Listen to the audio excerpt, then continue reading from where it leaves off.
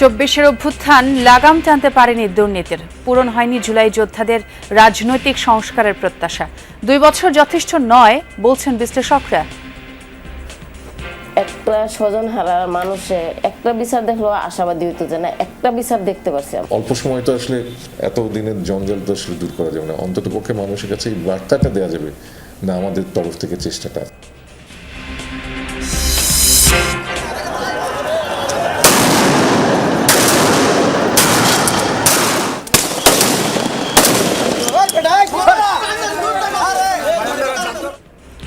পাঁচ আগস্টের পর অপরাধ নিয়ন্ত্রণে বড় চ্যালেঞ্জের মুখে পুলিশ।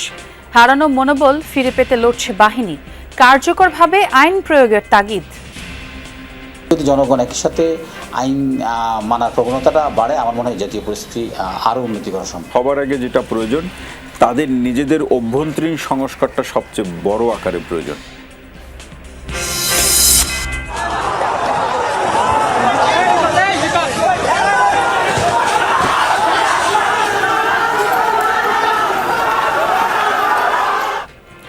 জুলাই কর্মসূচিতে রোকেয়া বিশ্ববিদ্যালয়ে ছাত্রদল শিবির সংঘর্ষ, ব্যানার নামানোকে কেন্দ্র করে উত্তেজনা, ক্যাম্পাসে পুলিশ মোতায়েন। অতর্কিতভাবে গেটে হামলা করে, তারা যে আচরণ করছে উদ্ধতপূর্ণ, এটা যেন আগামীতে না করে। ভবিষ্যতে যদি ছাত্র শিবির যদি এই সংযত না থাকে, তাহলে আমরা আমাদের মতো করে স্টেপ নেব। বিশ্ববিদ্যালয় প্রশাসনের সহযোগিতায় আমরা ছাত্রদল এবং ছাত্র শিবির বসে আমরা একটা সিদ্ধান্ত নিয়েছি যে দুই পক্ষই এখানে স্টপ। জিডিপির আকার বাড়লেও বিনিয়োগে নেই সুখবর। জ্বালানি সংকট, ঋণের উচ্চ সুদহার ও নীতি সহায়তাকে দুষছেন উদ্যোক্তারা। সংস্কার চলছে জানালো বিডা। রূপালী ইলিশের সুনামকে পুঁজি করে চাঁদপুরে সক্রিয় অনলাইন প্রতারক চক্র। কম দামে প্রলোভনে হাতিয়ে নিচ্ছে টাকা, অগ্রিম না দেওয়ার পরামর্শ। মুন্সিগঞ্জের বালখেডার অবৈধ ড্রেজারের নৈরাজ্য, নদী ভাঙনের মুখে ফসলি জমি জলাশয়, অভিযোগের তীর স্থানীয় প্রভাবশালীদের দিকে।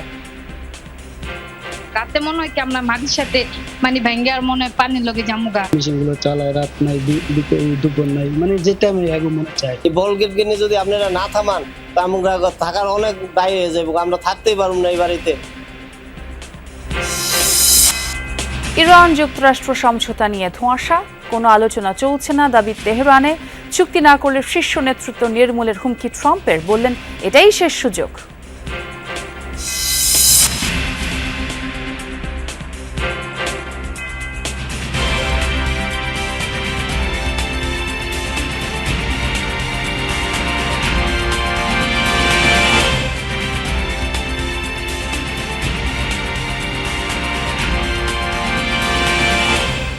দর্শক, আমন্ত্রণ যমুনা নিউজে, সঙ্গে আছে আমি ছোঁয়া খন্দকার। আর এতক্ষণ শিরোনাম দেখছিলেন।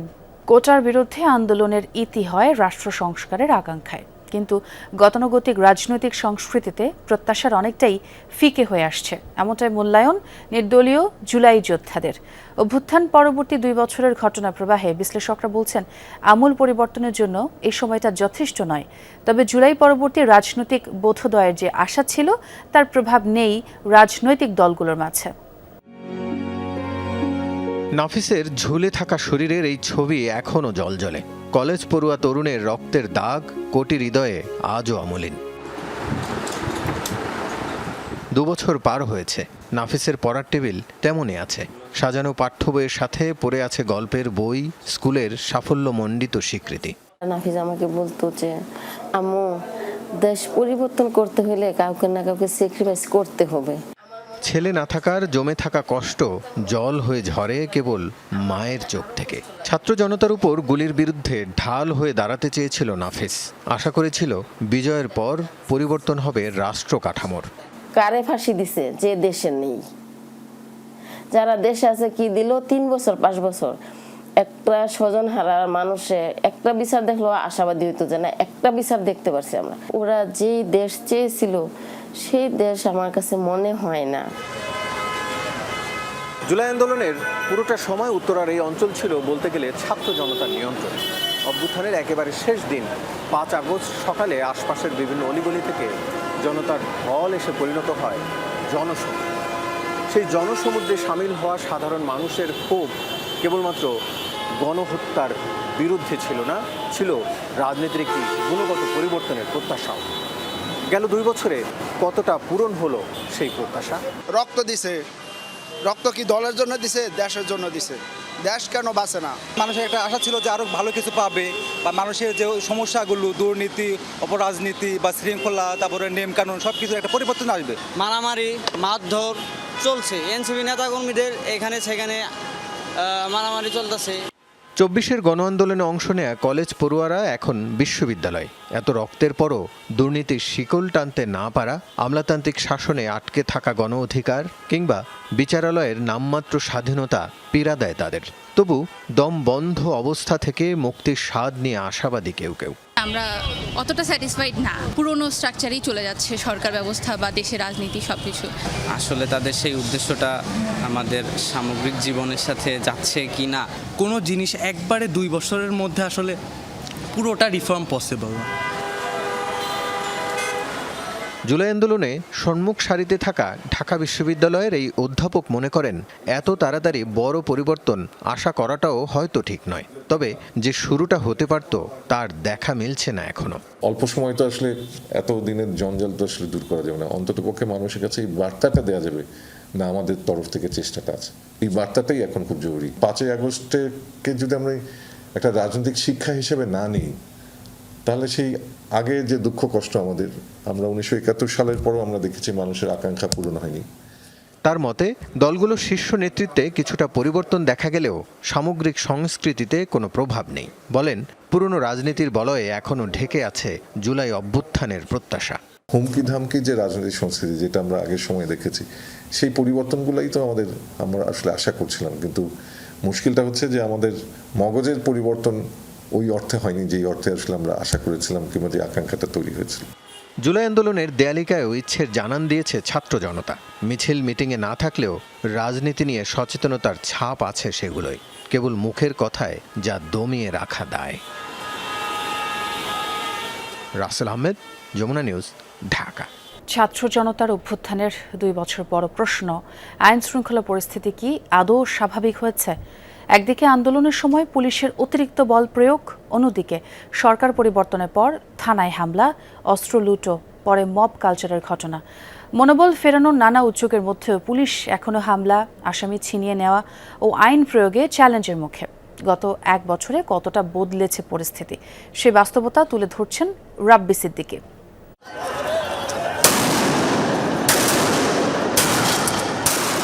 24-এ ছাত্র জনতার আন্দোলনে সবাই দেখেছেন পুলিশ বাহিনীর নির্মম ভূমিকা।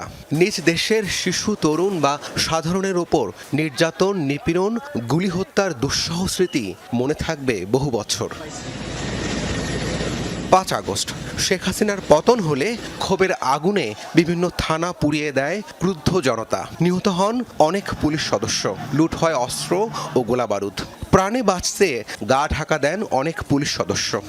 আমি মোহাম্মদ ইউনুস সশ্রদ্ধ চিত্তে অন্তর্বর্তী সরকার দায়িত্ব নিয়ে চেষ্টা চালায় পুলিশের মনোবল ফেরানোর। পাশাপাশি শুরু হয় লুট হওয়া অস্ত্র ও গোলাবারুদ উদ্ধারের প্রক্রিয়া। এসবের মাঝেই ঘটতে থাকে মব এবং পুলিশের উপস্থিতিতে পিটিয়ে হত্যার ঘটনা। আইন শৃঙ্খলা পরিস্থিতি উন্নতির জন্য সবাই অপেক্ষা করতে থাকেন নির্বাচিত সরকারের। প্রশ্ন উঠেছে, কতটা বদলেছে পরিস্থিতি? এখনো আসামি ধরতে গিয়ে হামলার শিকার হচ্ছে পুলিশ, গুলি, হত্যা এবং থানা থেকে আসামি ছিনিয়ে নেওয়ার ঘটনাও ঘটছে। এইটার মূল সমস্যা হচ্ছে আমাদের সবার মধ্যে আইন মানার প্রবণতাটা একটু কম। আমরা যদি আইন মানার প্রবণতাটা যদি সচেতনতা বাড়াতে পারি, আমার মনে হয় এই জাতীয় সমস্যাগুলো হবে না। আর এই জাতীয় পরিস্থিতি আইন শৃঙ্খলা রক্ষাকারী বাহিনী সাধারণত যে কোনো বল প্রয়োগ করতে পারে, কিন্তু অতিরিক্ত বল প্রয়োগ করাটা এটা আমরা যে প্রশিক্ষণ তার সাথে যায় না। এই কারণে যেরকম পরিস্থিতি থাকুক আমরা ন্যূনতম বল প্রয়োগে বিশ্বাসী, এবং সেই কারণে যদি জনগণ একই সাথে আইন মানার প্রবণতাটা বাড়ে, আমার মনে হয় জাতীয় পরিস্থিতি আরও উন্নতি করা সম্ভব। বিশ্লেষকরা মনে করছেন, আইন শৃঙ্খলা পরিস্থিতি নিয়ন্ত্রণে এখনও বড় চ্যালেঞ্জের মুখে আছে পুলিশ। এখনও পুরোপুরি কার্যকর হয়নি বাহিনীর chain of command.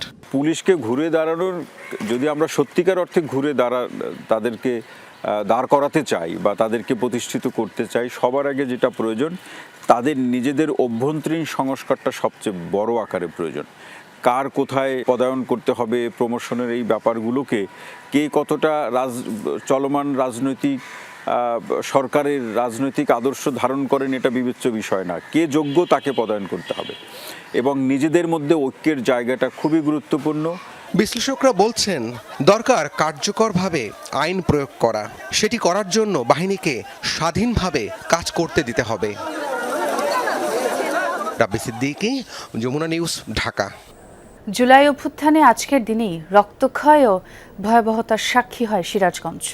Awami League, police ও ছাত্র জনতার ত্রিমুখী সংঘর্ষে প্রাণ হারান সাংবাদিক, পুলিশ ও শিক্ষার্থী সহ 29 জন। ভয়াল সেই ঘটনার 2 বছর পেরিয়ে গেলেও শোকাহত শহীদ পরিবারগুলো। মামলা ও তদন্তের কিছু অগ্রগতি হলেও এখনও অধরা অবৈধ অস্ত্র। 4 আগস্ট 2024 সাল সিরাজগঞ্জ আওয়ামী লীগ কার্যালয়ের সামনে অবস্থান নেন দলীয় নেতাকর্মী ও অস্ত্রধারীরা। একই সময় শহরের বিভিন্ন দিক থেকে আসা মিছিল রুখতে সক্রিয় ছিল পুলিশ। মুহূর্তে শুরু হয় সংঘর্ষ। পুলিশ পিছিয়ে গেলে এসএস রোড সহ বিভিন্ন স্থানে ছাত্র জনতার উপর গুলি ছুড়ে অস্ত্রধারীরা। আওয়ামী লীগ অফিসের সামনে গুলিতে শহীদ হন 3 জন। একই দিন এনায়েতপুরে 3 ছাত্র এবং পরে থানা আক্রমণে নিহত হন 15 পুলিশ সদস্য। এছাড়া রায়গঞ্জে সাংবাদিক সহ 6 জন এবং সাবেক এমপি জান্নাতারা হেনরির বাসা থেকে উদ্ধার হয় আরও 2 জনের মরদেহ। আমরা প্রকাশ্যে রাজপথে তাদেরকে দেখি, যারা এই মামলার আসামি তারা দিব্যি ঘুরে বেড়াচ্ছে, তারা প্রশাসনের নজর দিয়ে ঘুরে বেড়াচ্ছে, বা প্রশাসন তাদের এখন পর্যন্ত কোনো নিস্তার করতেছে না। যে আহত অবস্থায় আছে তারা পঙ্গুত্ব বরণ করেছে, তাদের সুচিকিৎসা নিশ্চিত এখনো হয়নি। দেখা গেছে যে টাকাটা দেয় এই টাকা দিয়ে তারা পূর্ণ চিকিৎসা করতে পারেন। যারা মামলার আসামি হয়েছে দ্রুততম সময়ের মধ্যে তাদের শাস্তি কার্যকর করতে হবে। প্রিয়জনকে হারিয়ে আজও শোকাহত নিহতদের পরিবারগুলো। স্বামী, সন্তান কিংবা বাবাকে ফিরে পাওয়ার আশা নেই তাদের। দাবি একটাই, ন্যায় বিচার। আমার স্বামী থেকে শুরু করে যারা নির্মমভাবে হত্যা হয়েছে এবং তারা প্রাণ দিয়েছে তাদের বিচার চাই, দ্রুত যেন তাদের বিচার কার্যকর করা হয়। মেয়ে ফোন দিল যে আব্বা তাড়াতাড়ি বাড়িতে এসে, সুমন ভাইয়া নাই। বাড়িতে গেলাম, বাড়িতে যে ছেলে ব্যানের শুয়ে আছে, এই জায়গায় 3টা গুলি লেগেছে। জেলা প্রশাসনের তথ্য মতে শহীদের সংখ্যা 13, আর পুলিশ বলছে সিরাজগঞ্জে মোট মামলা হয়েছে 9টি। আলোচিত রঞ্জু, সুমন ও লতিফ হত্যাসহ 3টি মামলার চার্জশিট জমা দিয়েছে পুলিশ। তবে পুলিশ সদস্য হত্যাসহ বাকি 6টি হত্যা মামলা এখনও তদন্তাধীন।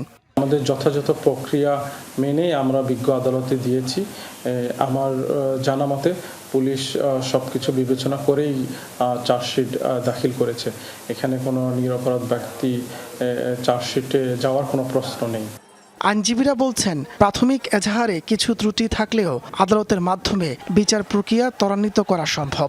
এই প্রক্রিয়াগুলো করতে গেলে একটা সময় লাগে, তবে এই সময়গুলো শর্টলিও করা যায়, আবার এটা লম্বা একটা প্রসেসের মধ্যেও যায়। তো সেটা এখন পরবর্তী পদক্ষেপের মধ্যে নিশ্চয়ই এগুলো আমি দেখভাল করব। সিরাজগঞ্জবাসীর প্রত্যাশা, অপরাধীদের দৃষ্টান্তমূলক শাস্তি দেওয়ার মাধ্যমেই মিলবে শহীদ হত্যার ন্যায় বিচার। তাপস সরকার, যমুনা নিউজ। 24-এর 4 আগস্ট চট্টগ্রামের নিউ মার্কেট মোড়ে ছিল উত্তাল জনসমুদ্র। রক্তক্ষয়ী সংঘর্ষ, মুহুর্মুহু গুলির মুখেও পিছু না হতে বুক পেতে দেয় ছাত্র জনতা। নতুন বাকনায় আন্দোলন। সারা দেশে আলোচিত হয় নিউ মার্কেট মোড়ের রক্তঝরা আন্দোলন। 2 বছর পরও আহত শিক্ষার্থীদের স্মৃতিতে উজ্জ্বল সেদিনের দুঃসহ স্মৃতি।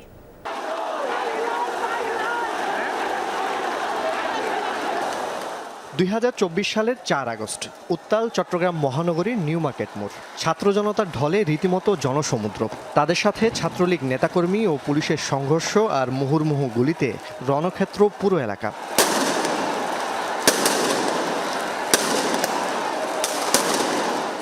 সেদিন রাবার বুলেটে আহত হন চট্টগ্রাম বিশ্ববিদ্যালয়ের শিক্ষার্থী আব্দুল্লাহ আল মাহাথির। তারপরও দমে যাননি। আরেক আন্দোলনকারী আবির বিন জাবেদের গল্পটাও একই। পুলিশের ছোড়া কয়েকটি টিয়ার শেলের আঘাতে প্রায় ঘণ্টাখানেক ছিলেন অন্ধের মতো। গণ অভ্যুত্থানের রক্তঝরা সেসব দিনের স্মৃতি চোখে ভাসে এখনও। তখন আমাদের লক্ষ্য ছিল না আমাদের সামনে যা আছে তাই হবে, আমাদেরকে সাকসেসফুল হতে হবে। যদি আমরা সাকসেসফুল না হই তাহলে আমরা যারা রাজপথে নেমেছি সবার একই পরিণতি হোক। আমাদের পিছিয়ে ফিরে আসার কোনো রাস্তা ছিল না। আমার ভাইরা তো মারা গেছে, ওয়াসিম মারা গেছে, হৃদয় মারা গেছে, ফারুক মারা গেছে। আমার জানার তো আর বেশি দাম না আসলে। আমার রক্তের বিনিময়ে যদি বাংলাদেশ ফ্যাসিস্ট মুক্ত হয় তাহলে আমার রক্ত যাক, সমস্যা নাই। 2 বছর আগে চট্টগ্রামে জুলাই আগস্টের আন্দোলনে জীবনের ঝুঁকি নিয়ে অংশ নেয়া অনেকেই হতাহত হয়েছেন। তাদের একজন ওমর ফারুক 16 জুলাই মুরাদপুরে গুলিবিদ্ধ হয়ে গুরুতর আহত হন। পরিপূর্ণ সুস্থ হওয়ার আগেই 4 আগস্ট যোগ দেন নিউ মার্কেটের আন্দোলনে। হাসিনা পলায়ন করে যখন ঘোষণা হয়, তখন যে আমি যে গুলিবিদ্ধ হই, তখন ওই ব্যথাটা আমার আর অনুভব হচ্ছিল না। মনে হচ্ছে যে এটা আমার কাছে একটা বিশাল কিছু পাওয়া। চট্টগ্রামের মুরাদপুর 16 শহর ও নিউ মার্কেট মোড় ছিল উত্তাল। শিক্ষার্থীদের সাথে সর্বস্তরের মানুষ যোগ দিলে নতুন মাত্রা পায়। হামলা, গুলি, রক্তচক্ষু উপেক্ষা করে মাঠে নামা শিক্ষার্থীরা স্বাভাবিক জীবনযাপনও করতে পারেনি। পদে পদে ছিল মৃত্যুর হাতছানি। যে লক্ষ্যে এই লড়াই, গণ অভ্যুত্থান, 2 বছরে সেই আকাঙ্ক্ষা কতটা পূরণ হয়েছে জানতে চাই তাদের কাছে। আমাদের মাথায় ছিল আমাদের এত ভাই শহীদ হয়েছে, আমাদের মাথায় ছিল আমরা যখন শহীদ হয়েছে আমাদের ওদের বিচার প্রাপ্য। সর্বোচ্চ চেষ্টা করেছে আমাদের উপর আক্রমণ করার, টিয়ার গ্যাস বলেন যায় যত কিছু পারছে সর্বোচ্চ দিয়ে চেষ্টা করেছে তারা আওয়ামী লীগের ক্ষমতা ধরে রাখার জন্য। আল্লাহ আমাদেরকে বিজয় দান করেছিল, কিন্তু এখন মনে হয় না আমাদের সেই কাঙ্ক্ষিত বিজয়ের ফলাফলটা আমরা পাচ্ছি। আমরা চেয়েছিলাম সুন্দর একটি রাষ্ট্র বিনির্মাণ করার জন্য, কিন্তু বর্তমানে আমরা দেখছি যে গণভোটের রায় যেটা বলা হতো, কিন্তু গণভোটের রায় কিন্তু এখনো সরকার মেনে নেয় নাই। জুলুম, অপশাসন, নির্যাতন এইগুলোর বিরুদ্ধে আমাদেরকে রুখে দাঁড়াতে হবে। এখন রুখে দাঁড়াতে গেলে একটা মাত্র টার্গেট, সেটা হলো কি দানব সরকারের পতন। জোবায়েদ ইবনে শাহাদাত, যমুনা নিউজ, চট্টগ্রাম। ব্যানার নামানোকে কেন্দ্র করে রংপুরে বেগম রোকেয়া বিশ্ববিদ্যালয়ের ছাত্রদল ছাত্র শিবিরের সংঘর্ষে আহত অন্তত 20 জন। মধ্যরাত পর্যন্ত ক্যাম্পাসে চলে দুপক্ষের ধাওয়া পাল্টা ধাওয়া ও ইট পাটকেল নিক্ষেপ। পরিস্থিতি নিয়ন্ত্রণে আনতে বিশ্ববিদ্যালয় প্রশাসন ও পুলিশকে বেগ পেতে হয়। সোমবার সন্ধ্যায় বেগম রোকেয়া বিশ্ববিদ্যালয়ের স্বাধীনতা স্মারক চত্বরে জুলাই প্রদর্শনীর আয়োজন করে ছাত্র শিবির। সেখানে সালাউদ্দিন কাদের চৌধুরী, গোলাম আজম, মতিউর রহমান নিজামী, মীর কাসেম আলী জুডিশিয়াল কিলিংয়ের শিকার দাবি করে একটি প্রদর্শনী ব্যানার ছিল। রাত 9টার দিকে ব্যানার সরাতে বলে বিশ্ববিদ্যালয়ের ছাত্রদল নেতারা। কথা কাটাকাটির এক পর্যায়ে উত্তপ্ত হয়ে ওঠে পরিস্থিতি। শুরু হয় উভয় পক্ষের মধ্যে সংঘর্ষ, চলে ইট পাটকেল নিক্ষেপ ও ধাওয়া পাল্টা ধাওয়া। অধিকাংশ মানুষ তাদের রাজাকার হিসেবেই চিনি, আমিও চিনি। আমাদের মধ্যে আমরা কথাবার্তা বলতেছি, প্রেসিডেন্ট সেক্রেটারি, এখন সাইড থেকে হট্টগোল হওয়ার পর এই সমস্যা সৃষ্টি। স্যারও ব্যানারটা নামাই ফেলে এবং এটা ক্লোজে হয়ে যায়। ক্লোজ হওয়ার পরে স্যার আবার এইদিকে আসে এবং আমরা তার আগে কিছু খবর পাই যে ছাত্রদলের অনেকে বড় বড় ইট পাথর নিয়ে এইদিকে দাঁড়িয়েছিল এবং স্যারের সামনে তারা বড় বড় ইট দিয়ে আমাদের উপর ঢিল ছড়ে। রাত 11:15টায় বিশ্ববিদ্যালয়ের উপাচার্য ঘটনাস্থলে গিয়ে পুলিশ ফাঁড়িতে অবরুদ্ধ ছাত্রদল নেতাদের উদ্ধার করেন। পরে উভয় পক্ষকে নিয়ে সিন্ডিকেট রুমে সমঝোতা বৈঠক হলেও তার স্থায়িত্ব ছিল ক্ষণিকের। বৈঠক শেষে আবারও ধাওয়া পাল্টা ধাওয়ার ঘটনা ঘটে। শেষ পর্যন্ত রাত 1টার দিকে পরিস্থিতি নিয়ন্ত্রণে আসে। বাইরে থেকে ঢিলাঢিলি শুরু হয়ে গেছে যে আমি ওখানে আধা ঘন্টা হয়ে গেছে, কিন্তু সাথে সাথে যদি নামে ফেলতাম এখানেই শেষ, আর কোনো কিছু বাড়তো না। তারপরে আবার আমরা 2 পর্যায়ের সিনিয়রদেরকে নিয়ে বসছি সিন্ডিকেট রুমে, সেখান থেকে সমাধান হয়ে আমরা বাইরে আসছি। এসে যে এদেরকে বিলিভ করবো সেই বিলিভ করারও সময় দেয় না। তাদের সাথে এবং আমাদের সার্বিক সহযোগিতার মাধ্যমে আসলে এই প্রবলেমটা আমরা সলভ করতে পেরেছি। আর এই নিরাপত্তার ক্ষেত্রে আমরা বিশ্বাস করি যে পুলিশ সেই অস্ত্র নিয়ে ছাত্রদের উপর ঝাঁপিয়ে পড়বে, সেই চিরচেনা এই দৃশ্যপট থেকে আমরা আসলে বেরিয়ে আসতে চাই। আমরা চাই জুলাই স্পিরিট বেঁচে থাকুক আমাদের জাতির জন্য। এমন পরিস্থিতিতে ক্যাম্পাসে আবারও ছাত্র রাজনীতি চালুর দাবির বিষয়টি মানা হবে কিনা সে বিষয়ে ভাবতে হবে জানিয়েছেন উপাচার্য। ওই ছাত্রদের দ্বারাই কিন্তু আমরা ছাত্র সংগঠন নিষিদ্ধ, রাজনীতি নিষিদ্ধ করছি, কিন্তু আবার তারাই অ্যাপ্লাই করছেন এবং তারা অ্যাপ্লাই কারণে এই ধরনের ঘটনা যারা পুনরাবৃত্তি করে, আমাদের এই ঘটনা পরিপ্রেক্ষিতে ছাত্র রাজনীতি বন্ধ থাকা ছাড়া আমাদের উপায় থাকবে না। বিশ্ববিদ্যালয়ে এমন ঘটনার যেন পুনরাবৃত্তি না হয় তার দাবি জানিয়েছেন সাধারণ শিক্ষার্থীরা। সরকার, মাঝারুল মান্নান, যমুনা নিউজ, রংপুর। জিডিপির আকার বিদায়ী অর্থবছরে 61 লাখ কোটি টাকা ছাড়িয়েছে। অর্থনৈতিক এই প্রবৃদ্ধির খতিয়ান কাগজে কলমে বেশ চাঙা দেখালেও বিনিয়োগের পালে তেমন হাওয়া লাগেনি। এজন্য জ্বালানি সংকট, ঋণের উচ্চ সুদ হার ও নীতির ধারাবাহিকতার অভাবকে দুষছেন উদ্যোক্তারা। তবে বিডা বলছে বাণিজ্য সহজীকরণের জন্য সংস্কার চলছে, সহজেই মিলছে ট্রেড লাইসেন্স, চাহিদা অনুসারে আছে ডিজিটাল সেবাও। রাজস্ব নীতি ধারাবাহিকতার ইঙ্গিত আছে বাজেটে। দেশের চলতি মূল্যে জিডিপির আকার এখন 61,20,209 কোটি টাকা। এই বিশাল অঙ্কের বিপরীতে বেসরকারি বিনিয়োগের হার মাত্র 21.53%, যা 14 বছরের মধ্যে সর্বনিম্নে। 2012-13 অর্থ বছরে জিডিপির তুলনায় বেসরকারি বিনিয়োগের অনুপাত ছিল 21.75%। সংশ্লিষ্টরা বলছেন, গ্যাস বিদ্যুতের সংকট, উচ্চ মূল্যস্ফীতি, জটিল আমলাতান্ত্রিক প্রক্রিয়া, ব্যাংক ঋণের উচ্চ সুদ হার, নীতির ধারাবাহিকতার অভাবে বিনিয়োগের গতি ফেরানো যায়নি। এর সাথে যুক্ত হয়েছে বৈশ্বিক সংকটও। আমাদের দেশে সবসময় একটা উইক পয়েন্ট হলো পলিসি কনসিস্টেন্সি থাকে না, যে সরকার একবার 10 বছরের একটা কমিটমেন্ট করে 4 বছরের মধ্যে এটা চেঞ্জ করে। সো এই ধারাগুলা এনবিআর এর ডিজিটালাইজেশন করা, আমাদের পোর্টটা যেটাকে বলা হচ্ছে, আমরা শুনছি একটা পোর্শনকে আমাদের এটা প্রাইভেটাইজ করে দেওয়া, ইনফ্রাস্ট্রাকচারে কিন্তু সরকার অলরেডি ঢাকা চিটাগং এক্সপ্রেসওয়ের জন্য কাজ করছে। তো এই কাজগুলো যদি আগামী 2-3 বছর খুব শক্ত হাতে সরকার আগায়, আমার মনে হয় বাংলাদেশে এখনও এফডিআর একটা অগাধ সম্ভাবনা সামনের দিকে রয়ে গেছে, যেটা মনে হয় না ইভেন 5%ও বিদেশি বিনিয়োগকারীরা এটা তাদের এসেছে বা দেখছে। তবে বাণিজ্য সহজীকরণের পথে হাঁটছে সরকার। বাংলাদেশ বিনিয়োগ উন্নয়ন কর্তৃপক্ষ বলছেন, ডিরেগুলেশন এবং লাইসেন্স প্রাপ্তির সহজীকরণ বিনিয়োগের জন্য ইতিবাচক প্রভাব ফেলবে। রাজস্ব ব্যবস্থাপনায় সুনির্দিষ্ট ও প্রোগ্রেসিভ আউটলাইন দেওয়া হয়েছে, যা খাত ভিত্তিক কর কাঠামো নিশ্চিত করছে। বিনিয়োগকারীরা যখনই কখনো বিনিয়োগ করার চিন্তা করে, তখন ওরা আসলে আগামী 5 বছরে এখানে ট্যাক্স রেট বা পলিসি কী হবে সেটা সবসময় জিজ্ঞাসা করে। সো এই বাজেটেই প্রথম আমরা দেখলাম যে লং টার্ম পার্সপেক্টিভে 3 থেকে 5 বছরের জন্য সেক্টর ভিত্তিক ট্যাক্স রেটের একটা আউটলুক দেওয়া হয়েছে, যেটা অনেকাংশেই আসলে বিনিয়োগকারীদের এই যে একটা আনসার্টেনটি থাকে সেটা কমিয়ে দিবে।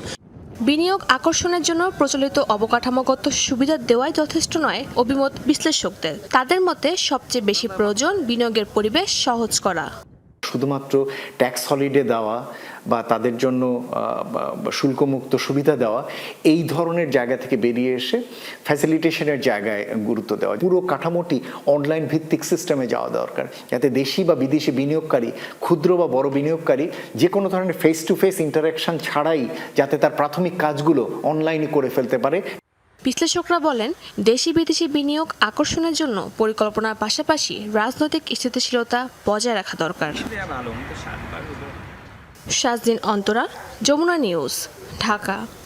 ঢাকা ও আশপাশের জেলাসহ দেশের বিভিন্ন স্থানে গ্যাসের সংকট। কোথাও কোথাও সিএনজি পাম্পগুলোতে ঘন্টার পর ঘন্টা অপেক্ষা করেও মিলছে না গ্যাস। আমরা গাজীপুরের অবস্থা জেনে আসতে চাই সহকর্মী আলামিনের কাছ থেকে। আলামিন, সকালের সময়টা রিফুয়েলিং স্টেশনগুলোয় গাড়ির চাপ এখন কেমন দেখছেন? সেই সাথে গ্যাসের যে সংকট, কোন কোন খাত বেশি ক্ষতিগ্রস্ত? ছোঁয়া, ধন্যবাদ আপনাকে। আমি এই মুহূর্তে দাঁড়িয়ে আছি ঢাকা ময়মনসিংহ মহাসড়কের একটি সিএনজি স্টেশনে। সকাল থেকেই কিন্তু এই স্টেশনটিতে আমরা গাড়ির প্রচণ্ড রকম চাপ দেখেছি, দীর্ঘ লাইন যেটাকে বলা হয়।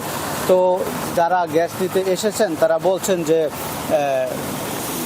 গ্যাসের চাপ রয়েছে মোটামুটি, যেখানে 200 চাপ থাকার কথা সেখানে 150-160 চাপ আছে, যার কারণে তারা তাদের মোটামুটি কাঙ্ক্ষিত গ্যাস নিয়ে ফিরছেন। তো গাড়ির দীর্ঘ লাইন রয়েছে আমরা দেখেছি, সেই দীর্ঘ লাইন উপেক্ষা করে কিন্তু যারা গ্যাস নিতে আসছেন গাড়িতে তারা গ্যাস নিয়ে যাচ্ছেন। এবং সিএনজি স্টেশনগুলো বলছে যে তারাও মোটামুটি সকাল থেকে বেশ চাপ তারা পাচ্ছেন। তো এই চাপ কতক্ষণ থাকে সেটি তারা বলতে পারছেন না। তো আপনাকে যদি একটু তথ্য জানিয়ে রাখি যে গাজীপুরের শিল্প কারখানা যেগুলো রয়েছে, মূলত শিল্প দূষিত গাজীপুরে 2764টি শিল্প কারখানা রয়েছে, তার মধ্যে তিতাসের তথ্য অনুযায়ী মিটারযুক্ত 841টি কারখানা রয়েছে। তাছাড়া 472টি কারখানার মধ্যে ক্যাপটিভ পাওয়ার প্ল্যান্ট রয়েছে, তাছাড়া বাল্ক স্টেশন রয়েছে 11টি। সবগুলোই কিন্তু মোটামুটি গ্যাস নির্ভর, যার কারণে গ্যাসের এই সংকটের কারণে কিন্তু তাদের উৎপাদন কার্যক্রম ব্যাহত হচ্ছে বলে তারা জানিয়েছেন। তো সকাল থেকেই মোটামুটি পেট্রোল পাম্পগুলোতে, ফিলিং স্টেশনগুলোতে সিএনজির যে গাড়ির চাপ সেগুলো রয়েছে এবং গ্যাসের চাপও মোটামুটি আছে বলা যায়। তো এই ছিল গাজীপুর থেকে গ্যাস সংকটের সর্বশেষ। আলামিন, আপনাকে অনেক ধন্যবাদ। চাঁদপুরের রূপালী ইলিশের সুনামকে পুঁজি করে অনলাইনে প্রতারণায় সক্রিয় প্রতারক চক্র। ফেসবুক সহ বিভিন্ন অনলাইন প্ল্যাটফর্মে কম দামে ইলিশ বিক্রির প্রলোভন দেখিয়ে হাতিয়ে নেওয়া হচ্ছে টাকা। প্রশাসনের অভিযান ও নিবন্ধন ব্যবস্থা চালু হলেও থামছে না প্রতারণা। আর এতে ক্ষতিগ্রস্ত হচ্ছেন প্রকৃত ইলিশ ব্যবসায়ী ও ক্রেতারা। অনলাইনে ইলিশ কিনতে অগ্রিম টাকা না দেওয়ার পাশাপাশি সচেতন হওয়ার পরামর্শ সংশ্লিষ্টদের। চাঁদপুরের ইলিশ নামের মধ্যেই যেন স্বাদের আলাদা এক পরিচয়, যার চাহিদা কমে না কখনোই। দেশের গণ্ডি পেরিয়ে রূপালী এই সম্পদের কদর ছড়িয়ে আছে সবখানে সব সময়। ফেসবুক সহ বিভিন্ন অনলাইন প্ল্যাটফর্মে দেশের এক প্রান্ত থেকে অন্য প্রান্তে বিক্রি হচ্ছে ইলিশ। এই জনপ্রিয়তাকে পুঁজি করে দেশের বিভিন্ন স্থানে প্রতারণার জাল বিছিয়েছে একটি চক্র। একের পর এক ভুয়া পেজ খুলে আকর্ষণীয় বিজ্ঞাপন, অবিশ্বাস্য কম দাম আর নানা অফার দিয়ে ফাঁদে ফেলছে ক্রেতাদের। অগ্রিম টাকা নিয়ে বন্ধ করে দেয়া হয় যোগাযোগের নম্বরটিও। অনেক ক্ষেত্রে আবার চাঁদপুরের ইলিশের নামে পাঠানো হচ্ছে অন্য জেলার মাছ। দেখতে প্রায় একই হওয়ায় প্রতারণা বুঝে উঠতে পারছেন না অনেক ক্রেতা। টাকা দিলে টাকা সুযোগ পায় না, মাছ পায় না। কারো থেকে মাছ কিনলে মাছ দেয় একরকম, ছবিটা একরকম, মাছ দেয় আরেক রকম। অনেক বন্ধু বান্ধব আত্মীয় স্বজন প্রতারণার শিকার হয়েছেন। প্রায় আমাকে মেসেজ দেয়, আমি চাঁদপুরে থাকি বলে, যে অমুক পেজে টাকা দিয়েছে, তারা ওই নাম্বারটা ব্লক করে দিয়েছে, আমরা মাছ পাচ্ছি না। প্রকৃত অনলাইন ইলিশ ব্যবসায়ীরা বলছেন প্রতারকদের কারণে তারাও এখন আস্থার সংকটে। তাই অগ্রিম অর্থ পরিশোধ না করে ক্যাশ অন ডেলিভারির মাধ্যমে মাছ কেনার পরামর্শ তাদের। বাজারে 1 কেজি সাইজের ইলিশের দাম গিয়েছে 2850 টাকা।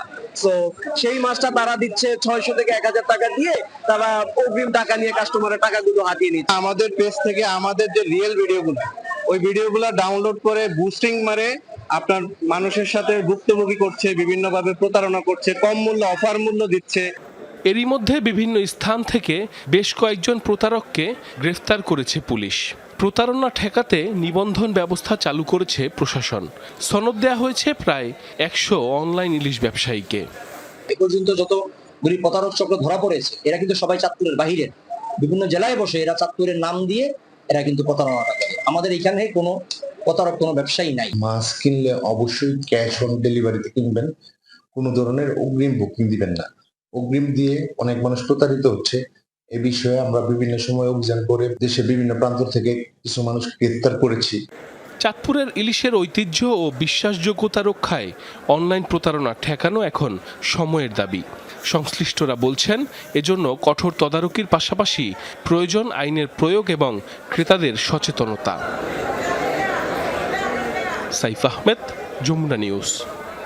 মুন্সিগঞ্জের তালতলা ডহরি খালে থামছেই না বালুক্ষেতের বেপরোয়া চলাচল ড্রেজার বাণিজ্য। নদী থেকে তোলা বালুতে ভরাট হচ্ছে 3 উপজেলার ফসলি জমি, জলাশয়। বাড়ছে বর্ষা মৌসুমে নদী ভাঙন, এতে হুমকিতে স্থানীয়দের বসতি ও পরিবেশের ভারসাম্য। অভিযোগ, মসজিদ কবরস্থান উন্নয়নের অজুহাতে চলছে বালু ব্যবসা, আর এর পেছনে রয়েছেন স্থানীয় প্রভাবশালীরা। মুন্সিগঞ্জের তালতলা ডহরি খাল, যে নৌপথে বালুক্ষেতের চলাচল নিষিদ্ধ, সেই পথে দিনরাত ছুটছে সারি সারি বালুবাহী এসব নৌযান। শুধু চলাচলেই সীমাবদ্ধ নয়, খালের বুকে বসানো হয়েছে একের পর এক ড্রেজার। সন্ধ্যা নামলেই শুরু হয় বালু ভরাটের কাজ। রাতভর ভরাট করা হচ্ছে আশেপাশের ফসলি জমি ও জলাশয়। ঘড়ির কাঁটায় এখন রাত 12টা 20, প্রায় মধ্যরাত। এই সময়টিতে যখন আসলে নদী পাড়ের মানুষের ঘুমন্ত থাকার কথা, তারা কিন্তু এই ড্রেজারের কারণে নির্ঘুম কাটছে তাদের রাত। কারণ ড্রেজারে প্রতিনিয়ত বালু কাটা হচ্ছে এবং তাদের আসলে ভিটে মাটি হারানোর কিন্তু একটি আশঙ্কা তৈরি হয়েছে। বাবা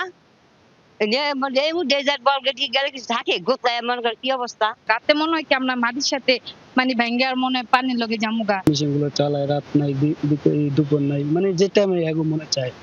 যমুনা টেলিভিশনের ক্যামেরা দেখে সটকে পড়ার চেষ্টা করেন দায়িত্বরত কয়েকজন। শুরুতে অস্বীকার করলেও পরে জানান কবরস্থান উন্নয়নের জন্য ফেলা হচ্ছে বালু। তবে অন্যান্যদের কথায় বোঝা গেল ঘোড়ায় গলদ। আমাদের প্রজেক্টে মাটি পড়তেছে, হ্যাঁ আমাদের মসজিদে বালু হালাইতেছি। এটা হচ্ছে সবুজ ব্যান্ডারের বাড়ির মসজিদে বালু হালাইতেছি। না, অনুমতি লাগে না। এগুলোর পারমিশন সম্বন্ধে আমার জানা নাই কিছু। আমি জাহাজের লোক, বালু নিয়ে আসছি মানিকগঞ্জ থেকে, কোথায় ফেলায় এটা তো আমাদের জানা। এদিকে এমন কাণ্ডে নদী ভাঙন আতঙ্কে পাড়ের বাসিন্দারা। ঝুঁকিতে রয়েছে 3টি প্রাথমিক বিদ্যালয় সহ অসংখ্য বসত ভিটা, ধর্মীয় প্রতিষ্ঠান। স্থানীয়দের অভিযোগ, নেপথ্যে রয়েছে ক্ষমতাসীন দলের নেতাকর্মীরা। এলাকা অনুযায়ী নিয়ন্ত্রণ করছে এক একজন।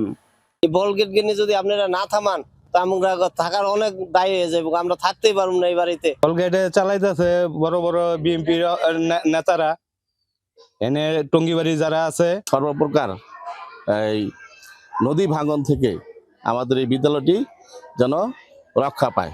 অনুসন্ধানে দেখা গেছে নৌপথের টঙ্গিবাড়ি, লৌহজং ও সিরাজদিখান উপজেলার বিভিন্ন অংশের অন্তত 12টি স্থানে বসানো হয়েছে ড্রেজার, নেই সরকারি অনুমোদন। এ ব্যাপারে সংশ্লিষ্ট ব্যবসায়ীদের সাফাই, অন্য জেলা থেকে বৈধভাবে বালু এনে তারা করছেন উন্নয়নমূলক কাজ। প্রেসিডেন্ট জিয়াউর রহমান এটা খাল খনন করছে, এটা যদি কারো ব্যক্তিগত জন্য খনন করতো তাহলে এটাতে কোনো বালগেট চলাচল করতো না, আর দুইটা কুদ দুপাশে দিত না, সরকারি টুল দিয়ে আসতে হয়। তো সেই ক্ষেত্রে মানুষ কি জন্য এত ধরনের মন্তব্য করে আমি সেটা বুঝি না। অরিজিনালি যে আমার যে রিসিপ্টটা আমরা প্রত্যেকটা মালিকের জন্য বোল্টগেট হিসাবে আমরা বালুটা কিনে ফেলাইতেছি, ফলানোর পর আমরা জমায়া কি করতেছি, অথবা কে বালুর মহল যারা আছে তারা কন্ট্রাক্টারি মুন্সিগঞ্জ হোক, আমাদের লোহজন হোক, বড় বড় ঠিকাদারি হোক, আমাদের কিন্তু বালুটা নিতেছে। প্রশাসন বলছে বিষয়টি নজরে রেখে জড়িতদের তালিকা করা হয়েছে। সংসদ সদস্য বলছেন, নৌপথ ও পরিবেশ ধ্বংসে যারা জড়িত তারা জনস্বার্থ বিরোধী। যারা এই বিষয়ের সাথে জড়িত রয়েছে তাদের একটি তালিকা প্রস্তুত করেছি আমরা, এবং সেই তালিকা অনুযায়ী তাদের বিরুদ্ধে ব্যবস্থা নেওয়ার জন্য পদক্ষেপ নেওয়া হয়েছে। যারা বালু কাটে এখানে তারা জাতীয় দুশ্মন। আপনারা হয়তো এলাকার নাগরিক, আপনাদের প্রতি অনুরোধ থাকবে আপনারা এই ব্যাপারে যারা বালু কাটে এবং ওই জায়গা থেকে ধরে মামলা করবেন, এবং এই ব্যাপারে আপনাদের সমস্ত সহযোগিতা আমি করব। 2023 সালে তালতলা ডহুরি খালে বালখেটের ধাক্কায় প্রাণ হারায় 8 জন, নিখোঁজ হয় আরও 2 জন। এরপরই বালুবাহী এসব নৌযান চলাচলে জারি করা হয় নিষেধাজ্ঞা। একদিকে বালখেটের এমন চলাচল, অন্যদিকে বালু ভরাটের মহা উৎসব। নদীপাড়ের মানুষের বসতি সহ নানা স্থাপনা রক্ষায় এখন প্রয়োজন কার্যকর পদক্ষেপের। প্রশাসনের পক্ষ থেকে সেটি কতটুকু নিতে পারে সেটি এখন দেখার বিষয়। আরাফাত রায়হান সাকিব, যমুনা নিউজ, মুন্সিগঞ্জ। পঞ্চগড়ে একটি কোল্ড স্টোরেজের বিরুদ্ধে কৃষকের ফসল নষ্টের অভিযোগ উঠেছে। বিষয়টি সামনে আসার পর ধামাচাপা দেওয়ার চেষ্টা করে কর্তৃপক্ষ। এই ঘটনায় ব্যবসায়ী ও কৃষকদের মধ্যে উদ্বেগ ছড়িয়ে পড়েছে, যদিও ক্ষতিগ্রস্তদের বাজার দর অনুযায়ী ক্ষতিপূরণ দেওয়ার আশ্বাস দেওয়া হচ্ছে। অধিক লাভের আশায় কয়েক মাস আগে কোল্ড স্টোরেজে শুকনো মরিচ সংরক্ষণ করেন কৃষকরা। তবে মরিচ ফেরত নিতে গিয়েই বাধে বিপত্তি। সংরক্ষণ করা ভালো মরিচের বদলে বস্তায় মিলছে পচা মরিচ, কমেছে ওজনও। গত কয়েক মাস আগে স্থানীয় ক্ষুদ্র কৃষক মোক্তারুল ইসলাম 26 বস্তা শুকনো মরিচ রাখেন পঞ্চগড়ের আটোয়ারির গোবিন্দপুরে SK agro complex specialized cold স্টোরেজে। বিক্রির জন্য 13 বস্তা মরিচ বের করলে দেখতে পান বস্তার মুখ আগে থেকেই খোলা, রয়েছে পচা মরিচ। কোনো কোনো বস্তায় 15 থেকে 20 কেজি ওজন কম পাওয়া গেছে বলে অভিযোগ করেন তিনি। অভিযোগের তীর প্রতিষ্ঠানের GM শফিকুল ইসলামের বিরুদ্ধে। এই স্টোরের কিপার আমাকে বলছে যে তোমার মরিচে 700-800 টাকা খরচ হয়েছে। কিসের খরচ হয়েছে?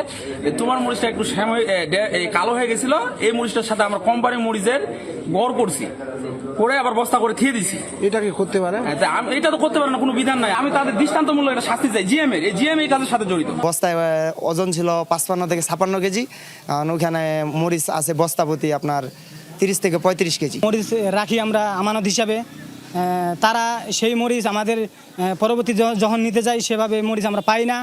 স্টোরেজের অনিয়ম অভিযোগের খবর ছড়িয়ে পড়তেই নিজেদের সংরক্ষিত মরিচ দেখতে কোল্ড স্টোরেজে ছুটে আসেন বিভিন্ন এলাকার ব্যবসায়ীরা। সোশ্যাল মিডিয়ায় গুঞ্জন শুনলাম যে এখানে নাকি মরিচ নষ্ট হয়েছে। আমি গতকালকে গাড়ি চড়ে আজকে সকালে এসে খুঁজছি, আজকে যেটা আসে দেখলাম আমার মরিচ ইনশাল্লাহ ভালো আছে। অভিযোগ অস্বীকার করে কৃষকের ওপরই দায় চাপাচ্ছে প্রতিষ্ঠান সংশ্লিষ্টরা। আমরা তো আগেই বলছি যে আপনার মরিচ তো ড্যাম এবং হচ্ছে ভেজা, এই জন্য নষ্ট হবে, কিন্তু উনি বলতেছে যে আমার মরিচটা আপনারা পাল্টাই নিচ্ছেন। ধরেন ৭০,০০০ মরিচ ঢুকেছে, ৭০,০০০ মরিচে আপনার 100 বস্তা 250 বস্তা সমস্যা তো হতেই পারে। মালটা ছিল প্রকৃতপক্ষে ভিজা মাল, এই কারণে ওনার মালটা নষ্ট হয়েছে। কৃষককে না জানিয়ে কিছু বস্তার মুখ খোলার বিষয়টি স্বীকার করেন কোল্ড স্টোরেজের GM। তার দাবি, মরিচ নষ্ট বা পচে যাওয়ায় সেগুলো ঠিক করার জন্যই কয়েকটি বস্তা খোলা হয়েছে। ক্ষতিগ্রস্তদের বর্তমান বাজার দর অনুযায়ী ক্ষতিপূরণ দেওয়া হবে বলেও আশ্বস্ত করেন তিনি। পরিস্থিতি খারাপ ছিল, যার জন্য ভালো করার জন্য আমাদের নির্দিষ্ট নিয়মে তাই, যেটা হচ্ছে যে যদি মরিচটাকে আবার হাওয়া দেওয়া হয় ওই মরিচটা আবার সাবেক মরিচে চলে যায়। উপজেলা প্রশাসন বলছে কোনো কৃষক যেন ক্ষতিগ্রস্ত না হন সে বিষয়টি গুরুত্বের সঙ্গে দেখা হচ্ছে। এখন পর্যন্ত কৃষকরা আমার কাছে এটা নিয়ে অভিযোগ করে নাই, কিন্তু আমি সামাজিক যোগাযোগ মাধ্যমে দেখতে পেয়েছি।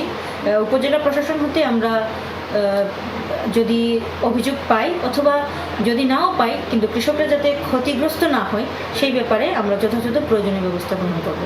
এ ঘটনায় অনিয়মের সাথে জড়িতদের বিরুদ্ধে তদন্ত করে বিচারের আওতায় আনার দাবি জানিয়েছেন স্থানীয় কৃষক ও ব্যবসায়ীরা। জারিন অর্নি, যমুনা নিউজ। দেশি বিদেশি নানা জাতের ফলদ বনজ ঔষধি গাছ নিয়ে লালমনিরহাট জেলায় চলছে 10 দিনের বৃক্ষ মেলা। পরিবেশ রক্ষায় বৃক্ষরোপণের গুরুত্ব তুলে ধরতে জেলা প্রশাসন ও বন বিভাগ যৌথভাবে এই আয়োজন করেছে। মেলায় শুধু গাছ কেনাবেচাই হচ্ছে না, বরং প্রাঙ্গণ হয়ে উঠেছে সবুজ।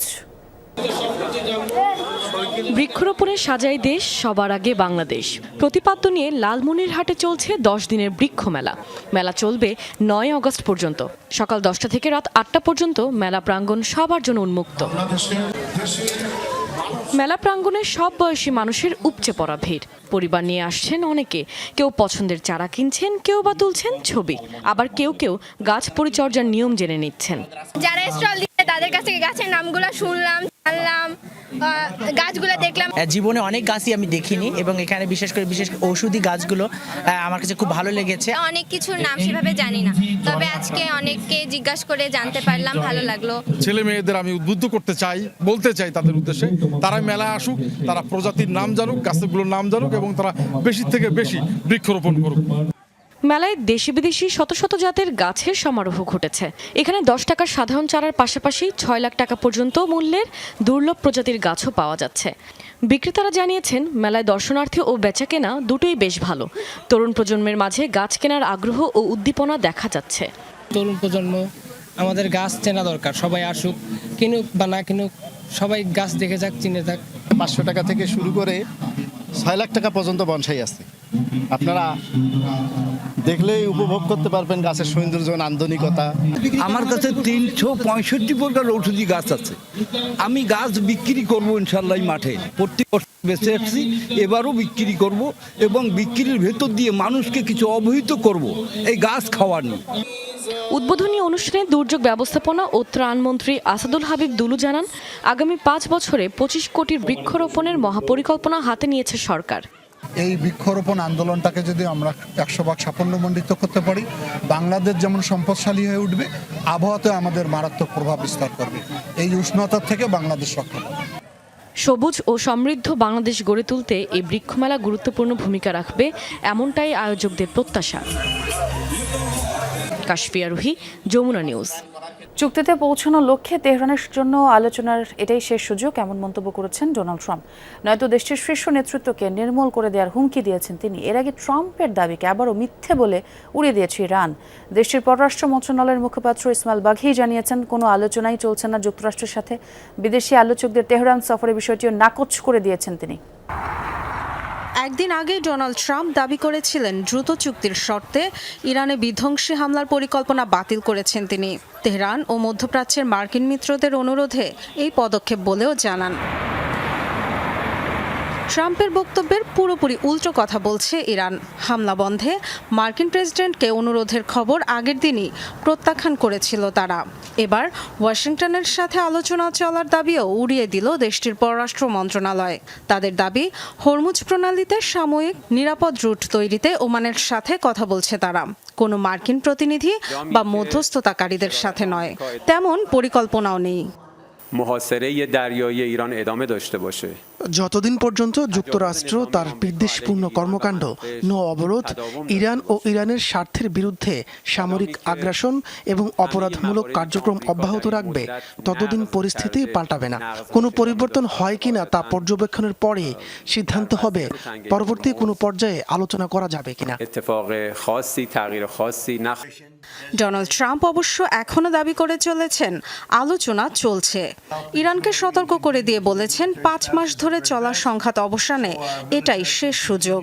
চুক্তিতে রাজি না হলে ধ্বংসাত্মক আঘাতের মুখে পড়তে হবে তাদের।